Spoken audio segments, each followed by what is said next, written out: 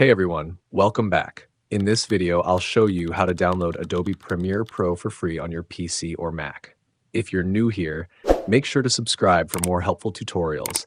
I'll guide you through simple steps. Let's get started. Step 1. Click the first link in the description below. It will take you to Adobe's official website. Step 2. Choose your country from the list. Then click on Start Free Trial. Step 3. You'll see 3 options: individual, business, and students and teachers. If you're using it on a single device, go with the individual plan. This gives you a 14-day free trial of Premiere Pro, plus a 30-day free trial of Adobe Stock.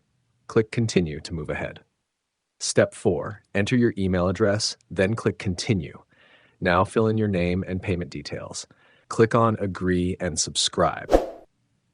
Don't worry, Adobe won't charge you until the trial ends. Step 6. Now click the second link in the description below. It will take you to the Creative Cloud download page. Download and install the Creative Cloud app on your computer. Step 7.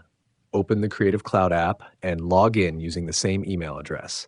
Go to the Apps section, find Premiere Pro, and click Install.